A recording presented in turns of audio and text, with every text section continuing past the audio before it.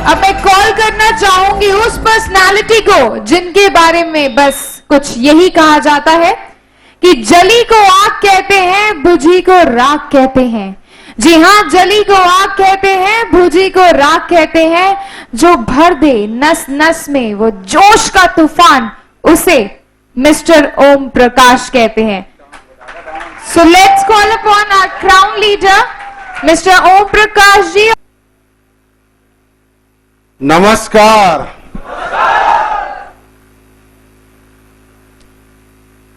यहां आके जो जोश देखने को मिल रहा है, ऐसा लग नहीं रहा कि ये पहली बार प्रोग्राम हो रहा है। ऐसे कितने लोग हैं जिन्होंने मुझे फर्स्ट टाइम आज हम लोग आपस में मिल रहे हैं?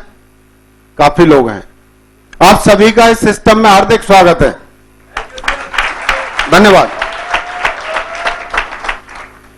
दोस्तों, समय कम मिला है पर कोई बात नहीं, इसकी भरपाई हम अगली बार करेंगे क्योंकि आगरा और दिल्ली को ज्यादा दूर नहीं है। राइट? ठीक है। समय कम है, दूरी ज्यादा, दुश्मन मजबूत है, पर चिंता करने की कोई आवश्यकता नहीं है क्योंकि सिस्टम हम सबके साथ में, हम जरूर जीतेंगे। राइट? मैं सुबह से देख रहा हूं लोगों में पोटेंशियल तो है, स्टेमिना तो है, डिटर्मिनेशन, पैशन तो है, कंसिस्टेंसी तो है, परसिस्टेंसी तो है, साथ में रेगुलरिटी भी है, ऑनेस्टी भी है, लेकिन उसको यूजेबिलिटी में थोड़ी सी कंजूसी है। मैं आगे बढ़ने से पहले थोड़ा सा बात करना चाहता हूं। इस नेटवर्क मार्केटिंग की बात नहीं कर रहा, मैं बात कर रहा हूं किसी भी फील्ड की। मैं सक्सेस की बात कर रहा हूं, चाहे आप किसी भी फील्ड से हो। जो मुझे मेरे अपलाइन ने बताया था, शुरू में आपकी तरह मैं भी झेंपता था। जैसे आज ठग से माइक पकड़ लेते हैं और ऐसा लगता है कि इसको खा के ही छोड़ेगा कोई भी लीडर, लेकिन पहले शुरुआत में ऐसा नहीं था। जब मुझे मेरे अपलाइन ने मैंने अपना प्रॉब्लम बताया कि मैं इतना ठीक से बोल नहीं सकता क्योंकि मुझे कोई बोलने की आदत नहीं है, तो उन्होंने बताया था, याद दिलाया कि ओम प्रकाश जी, इस दुनिया में पहले एक अनुमान हुआ करते थे, आज सारे अनुमान है।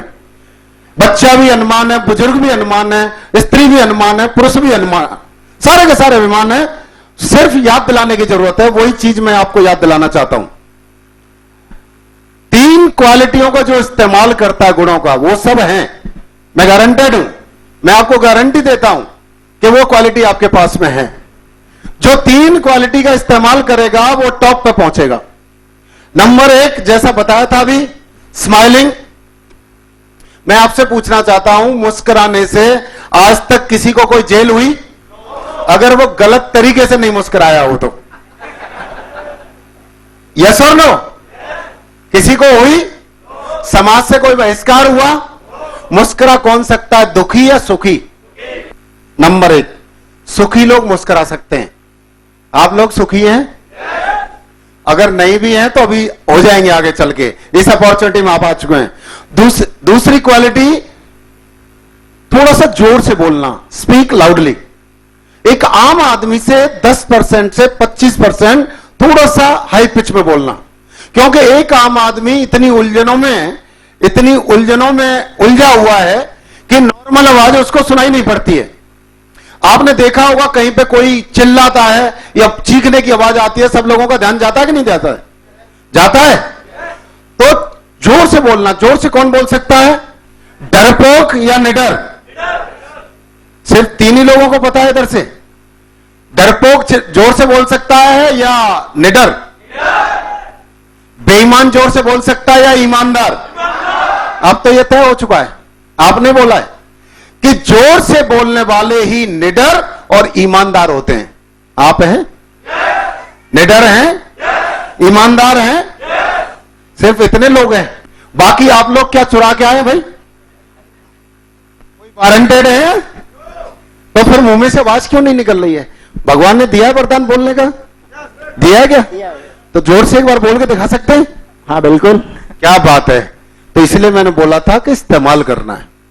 ये आपको हो सकता है अटपटा लग रहा हो, आप फर्स्ट टाइम आए होंगे, लेकिन this is the secret of the success. जो बोलेगा नहीं वो दुनिया में कुछ पाएगा नहीं। हमको तारीफ करनी चाहिए, हमको प्रशंसा करनी चाहिए, हमको आश्चर्य होना चाहिए, और अगर कोई एक शर्म शब्द भी आता है जिंदगी में तो हमको शायद आज के बाद शर्म भी आनी चाहिए कि आज बड़े मंच में जब प्रियपाल जी बोल सकते हैं तो मुझे नहीं लगता कि उनसे यहां पे कोई कमजोर व्यक्ति बैठा हुआ हो। मैं चाहता हूं ऐसे व्यक्ति को सल्यूट करना। I always salute him. क्या बात है। इसने बताया था इन्होंने तीसरा क्लैपिंग। क्लैपिंग कोई हर व्यक्ति के, तालियां बजाना हर एक व्यक्ति के बस की बात नहीं है। जिस व्यक्ति में सौम्यता नहीं है, शालीनता नहीं है, सभ्यता नहीं है, आगे की सोच नहीं है, वो कभी भी ऐसे मौके पे हाजिर नहीं हो सकता, अटेंड नहीं कर सकता। ये इसका मैं आपसे पूछना चाहता हूं, कोई भी भजन हो, कव्वाली हो, साधु हो, संत हो, जितनी भी अच्छी एक्टिविटी होती है, खुशी का मौका हो, अच्छे लोग हो, अच्छा समय हो, तालियां बजती हैं कि नहीं बजती हैं? बजती हैं। अच्छे लोगों के लिए बजाई जाती हैं, अच्छे लोगों द्वारा बजाई जाती हैं, अच्छे समय पर बजाई जाती हैं, बहादुरी के लिए बजाई जाती हैं।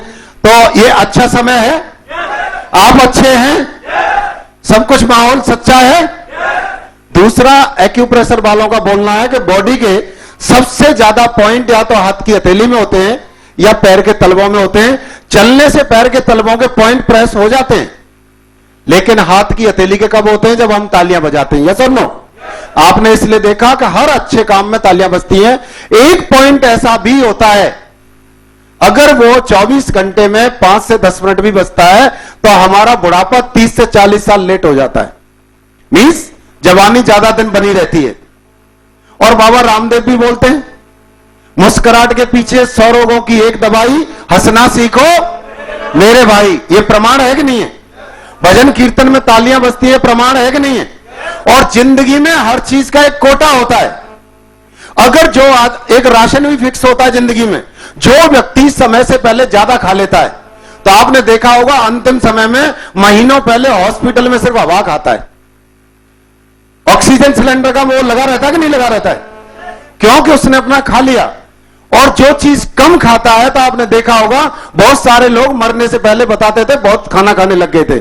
यस और नो? ऐसे ही जिंदगी में तालियों का कोटा है मेरे दोस्तों।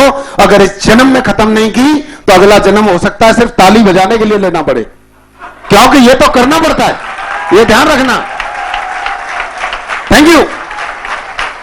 और एक नई एक्यूप्रेशर वालों का बोलना है, ये पॉइंट की बात करते हैं, जिसकी तालियों में जितनी ज्यादा कमक होती है, बंधी हुई आवाज होती है, और ये बोला जाता है ठूस ठूस के जवानी उसके अंदर होती है। जिसकी तालियों की आवाज फटती है या तालियां उठाने की हिम्मत फटती है, समझ लीजिए उम्र कुछ भी हो वो खाली डिब्बा घूम रहा है। यस और नो? ताली नहीं बजाना, अभी बिल्कुल नहीं बजाना।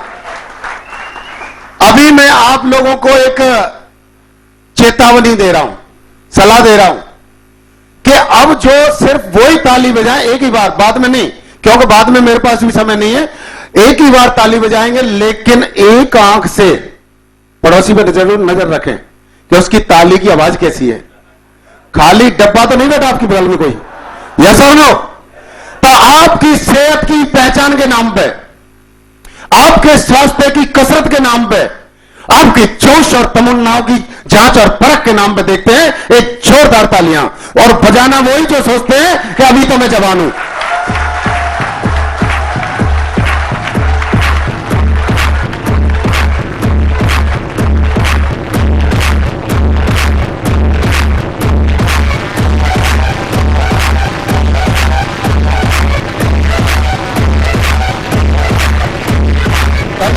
Thank you very much. Congratulation. लगता है पूरे हिंदुस्तान के पीक जवान यहां बैठे, बधाई हो। लेकिन कुछ एक पेड़ की छाया में बहुत सारे लोग छिप जाते हैं, नहीं छिप जाते हैं? ऐसे बहुत सारे जवानों की छाया में भी छुपे हुए लोग बैठे हैं। पहचान आपका कहां? कोई बात नहीं, ठीक है दोस्तों। नाम ओम प्रकाश, आगरा से हूं। पहले आर्मी का जॉब, आर्मी में था, J&K से ट्रांसफर गया। मैं कोई आपको भाषण देने नहीं आया, मैं आपका कोई क्लास लेने नहीं आया, मैं यहां पे कोई जादू दिखाने नहीं आया, मैं यहां पे कोई लेक्चर देने नहीं आया। Because I am not a magician, मैं जो जादू दिखाऊं। I am not a lecturer, जो मैं आपकी क्लास लूं। आई एम नॉट ए संत महात्मा, सो मैं आपको प्रवचन दूं। Then what I am just like you. जिससे मैं उम्र में बड़ा हूं उसका बड़े भाई की तरह हूं, और जिससे उम्र में छोटा हूं उससे छोटे भाई की तरह हूं। जब मैं यहां हो सकता हूं तो ऐसे कौन से कारण हैं दोस्तों? वो कारण आपको बांध के बाहर रख सकते हैं। अरे ये जगह तो आपकी है, इसके उत्तराधिकारी तो आप हैं। सिर्फ चलते रहिए, चलते रहिए, चलते रहिए। दुनिया की कोई ताकत नहीं है जो आपको यहां आने से रोक दे। ये वो मंच है आपके लिए, खुला इनविटेशन कर रहा है। धन्यवाद। और जगह आपको कोई नहीं बुला सकती। एक पीएम कभी नहीं बोल सकता कि पीएम की कुर्सी पे आ जाओ। एक डीएम कभी नहीं बोल सकता डीएम की कुर्सी पे आ जाओ। और एक सीएम कभी नहीं बोल सकता कि सीएम की कुर्सी पे आ जाओ। लेकिन आपका यहां हर में खड़ा हुआ डायमंड, हर डायमंड बोलता है। और आप भी आने के बाद बोलोगे मेरे दोस्त वहां नहीं, ये डायमंड की कुर्सी पे आ जाओ, ये आपका इंतजार कर रही है। ये इतनी बड़ी अपॉर्चुनिटी है। Thank you. बहुत बड़े अधिकार है इसमें जो किसी को नहीं मिले, वो आपको मिल गए। पीएम चाह करके भी अपने बेटे को पीएम नहीं बना सकता, डीएम चाह करके भी अपने बेटे को डीएम नहीं बना सकता, सीएम चाह करके भी अपने बेटे को सीएम नहीं बना सकता। लेकिन आप अपरिचित व्यक्ति को भी, अगर आप डायमंड हैं और अपरिचित व्यक्ति मिलता है, अगर वो डायमंड बनना चाहता है, तो जैसे ईश्वर तथास्तु बोलता है, ऐसे हाथ मिला के बोल सकते हैं कि हम आपको मिलकर डायमंड बनाएंगे। इतनी बड़ी ताकत आपके हाथ में दी हुई है। यह है अपॉर्चुनिटी सिक्योर लाइफ की। क्या इस अपॉर्चुनिटी का फायदा उठाना चाहते हैं? दोस्तों, आपकी तरह मैंने भी ज्वाइन किया। आप देख लेना मुझ में और आप में कितनी कॉमन थिंग है। फौज की नौकरी करते हुए मुझे एक अनजान व्यक्ति की तरह मुझे यह मौका मिला और एक ही सवाल पूछा था कि क्या आप जिंदगी बदलना चाहते हो? तो बताइए, कोई भी समझदार जिसका थोड़ा भी भेजा काम कर रहा हो, क्या बोलेगा? क्या जवाब होता?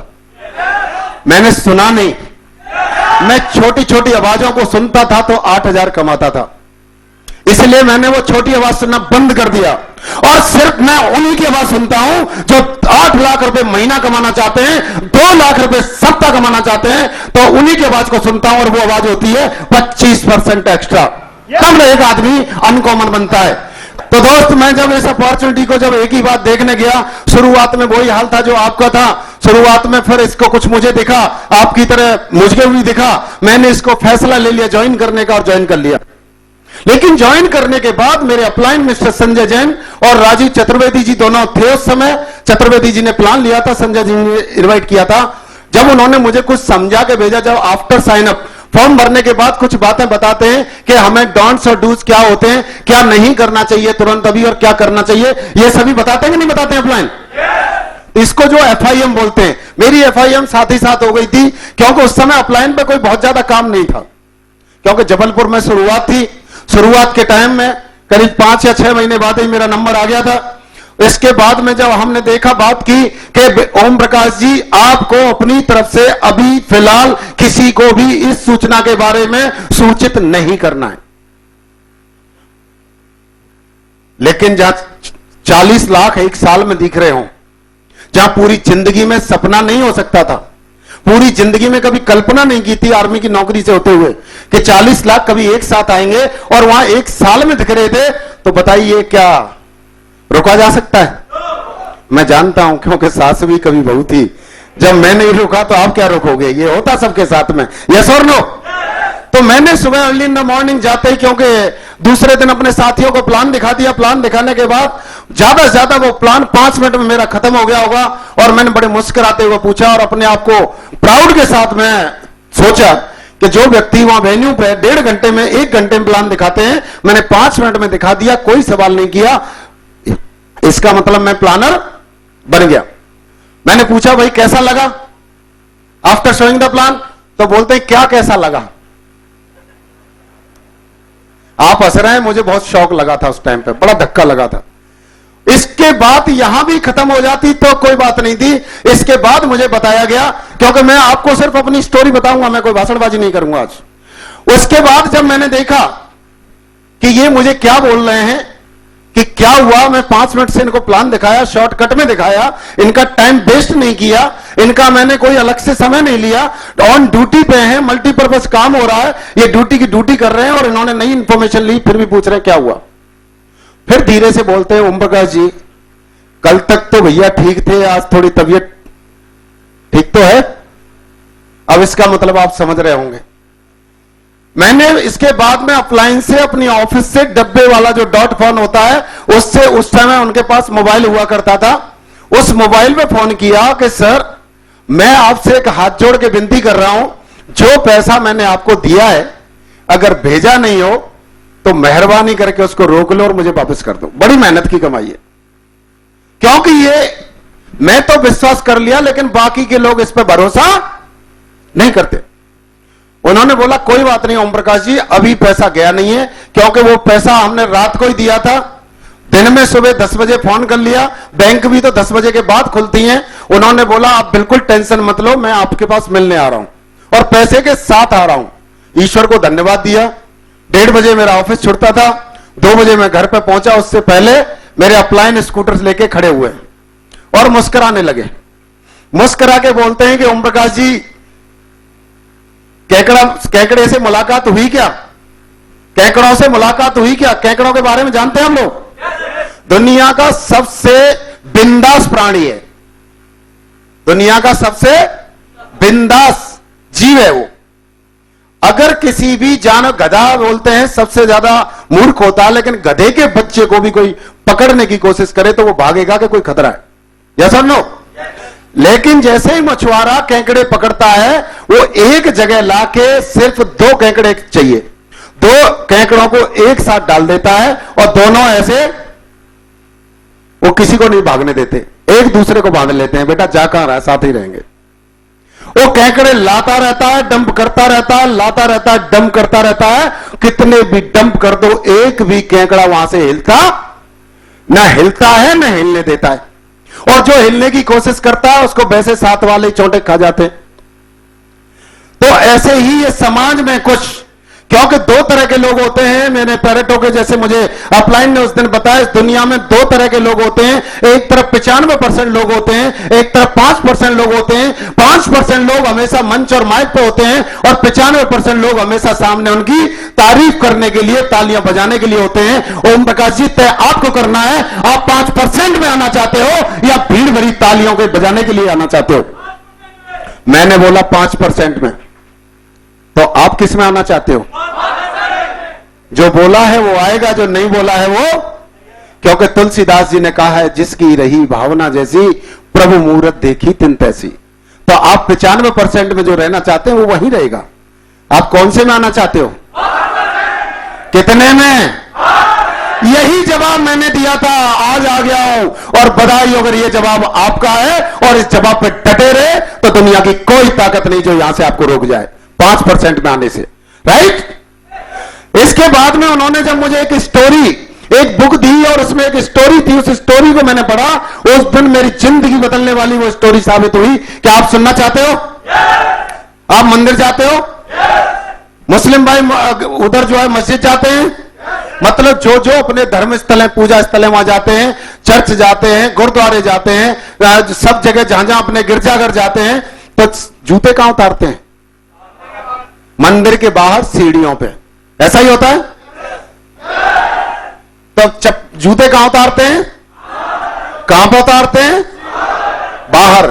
आपको पता चल चुका है कि बेईमान और चोर कभी जोर से नहीं बोल सकता, चरित्रहीन कभी जोर से नहीं बोल सकता, जो नैतिक पतन हो चुका है जिसका, वो कभी जोर से नहीं बोल सकता। आप चरित्रवान हैं, आप नैतिकता वाले हैं, आप हिम्मत वाले हैं, आप ईमानदार हैं, तो भैया जोर से बोलिए, बोलते रहिए, ये आवाज आनी चाहिए आपकी, राइट? कहीं ऐसा तो नहीं मैं आगे चला जाऊंगा फिर चुप हो जाए, तो मैं पूरा भाषण यहीं होकर खड़ा करूंगा, ये ध्यान रखना, राइट? बोलना शुरू कीजिए मेरे दोस्तों। It is the first step to become a leader. If you want to get the success, if you want to become a diamond, if you want to go ahead, if you want to reach at the top, you have to speak loudly. This is the only way to get the success, right? फौजियों अंग्रेजी आती नहीं है, पर जाट के लट की वजह से सीधी हो जाती है, आ जाती है, यस, राइट? कुछ भी बोलो, बोलो लेकिन। और वैसे कहते हैं उल्टा नाम जपे जग जाना, वाल्मीकि भय ब्रह्म समाना। जिस इंसान पर राम कहना नहीं आता था, वो उल्टा मरा मरा कह के और जो है एक ब्रह्म के समान हो गए। वाल्मीकि महाराज का नाम आप जानते होंगे, यस और नो? तो जब बताइए, एक ऐसा मूर्ख व्यक्ति जिसको सीधा नाम लेना नहीं आता था, वो ब्रह्म समान बनके आज पूजनीय हो गए हैं, तो आप तो सब कुछ नाम ले सकते हो, आप तो पता नहीं कहां पहुंच सकते हो। जस्ट आइडेंटिफाई योरसेल्फ, अपने आप को पहचानो। और जिस दिन हम गलती क्या करते हैं, हम लोगों की पहचान करते हैं, हम लोगों को सम्मान देते हैं, हम लोगों की प्रशंसा करते हैं, हम लोगों के बारे में ज्ञान देते हैं। जिस दिन हमने अपनी प्रशंसा शुरू कर दी, अपने को ज्ञानवान बनाना शुरू कर दिया, अपने को जो सम्मान देना शुरू कर दिया, तो लोग तो आपको अपने आप सम्मान देना शुरू कर देंगे। तो आप करना चाहते हैं, शुरुआत कहां से होगी? हमसे, राइट? तो इसके बाद जब देखा कि सारी जूते चप्पल कहां उतारते हैं? सीढ़ियों पे। और पूजा पाठ कहां करते हैं? मंदिर में, मूर्ति के सामने। सीढ़ी किसकी बनी है? पत्थर की। और मूर्ति किसकी बनी है? ये चीज को देखते हुए एक दिन बड़े दुखी मन से, बड़े लाचार मन से, अपने आप को कोसते हुए, किस्मत, दूसरे की किस्मत पे जलते हुए, मूर्ति वाले पत्थर से सीढ़ी वाला पत्थर बोलता है, वाह मेरे दोस्त, क्या जिंदगी पाई है। एक ही पहाड़ी से आए थे हम लोग, और जो आता है मुझे जूते दे के जाता है, ठुकरा के जाता है, और मुझे रौंदते हुए जाता है। और तुम्हारे सामने चाहे दुनिया का बादशाह हो, दुनिया का चाहे प्रकांड विद्वान हो, चाहे मर्द हो, चाहे औरत हो, चाहे निबल हो, चाहे सबल हो, चाहे अज्ञानी हो, चाहे ज्ञानी हो, जो भी हो, उसका थोड़ा भी दिमाग काम करता है तो सलाम करके जाता है। क्या किस्मत दी है ऊपर वाले ने। आपको भी मिलते होंगे ना लोग बोलते हुए कि आपकी तो किस्मत अच्छी है। हाय हाय हाय, कितने ईमानदार बैठे रे हैं? आपको मिलते होंगे ऐसे लोग? ओके। जब मूर्ति वाले पत्थर ने फिर मुस्कुरा के बताया उनको कि मेरे दोस्त तुम बिल्कुल सही कह रहे हो, जैसे हम 8 स्टेप में बताते हैं, फील, फेल्ट, फाउंड। महसूस करो, उनसे सहमत हो जाओ, फिर बताओ कि ये ऐसे नहीं ऐसे है। तो मूर्ति वाले पत्थर ने बोला, मेरे दोस्त तुम बिल्कुल ठीक कह रहे हो, हम एक ही पहाड़ी से आए थे, एक ही साथ आए थे, एक ही गाड़ी से आए थे, यहां तक तो तुम्हें याद है, लेकिन आगे का वाकया भूल गए तुम। जब मूर्ति बनाने का नंबर आया था तो मूर्ति वाला पत्थर बोल रहा है सीढ़ी वाले को कि मेरे दोस्त पहले तेरा नंबर आया था। जब वो शिल्पकार, जब वो मूर्तिकार, जब वो कारीगर अपना एक हथौड़ा और छेनी लेके तुमको तराशने का काम शुरू किया, तो उस मूर्तिकार और शिल्पकार की 2 चोटें तुम सह नहीं पाए, तुम डट नहीं पाए, तुम झेल नहीं पाए, तुम घबरा गए, संयम खो गए, पेशेंस था नहीं, ईमानदारी बरती नहीं, तुम टूट गए, तुम साइड में हो गए। इसके बाद मेरा नंबर आया। जिस मूर्तिकार की 2 चोटें तुम सह नहीं सके, उसी मूर्तिकार ने उस हथौड़ी से और छेने से लगातार 6 महीना मुझ पे वार करता रहा, सहता रहा, वो काटता रहा, मैं कटता रहा, वो मारता रहा, मैं पिटता रहा, वो लगातार देता रहा, मैं लगातार सहता रहा। इसलिए मेरे दोस्त तू सह नहीं पाया उस पूर्वजों, उस कारीगर की मनुष्य जाति का। तुम जब तक यहां मूर्ति के इस पत्थर के रूप में रहोगे, तुम जिंदगी भर पीढ़ियों दर पीढ़ी सहोगे उनको। और ये जिनको मैंने 6 महीना सह लिया, और उनके आगे आने वाले बच्चे या पूरी मानव जाति, मैं जब तक रहूंगा उसकी जिंदगी भर पीढ़ियां मुझे झेलती रहेंगी।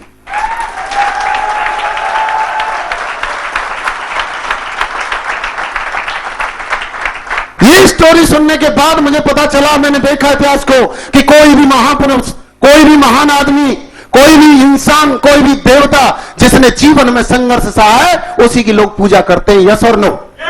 महात्मा गांधी ने झेला था अंग्रेजों को, नेताजी सुभाष चंद्र ने बोला झेला था, क्रांतिकारियों ने झेला था अंग्रेजों को। आज उनको हम जीते जी, जब भी आज दुनिया में नहीं है, लेकिन हम अमर रहे के नारे लगाते हैं, और इज्जत के साथ हमारा सर ऑटोमेटिक झुक जाता है। क्या मैं सही कह रहा हूं? लोग, मीराबाई ने झेला था, लोगों को कृष्ण मिल गए थे। क्रांतिकारियों ने झेला तो आजादी मिल गई थी। और मैंने सोचा, ओम प्रकाश, अगर इन लोगों को झेल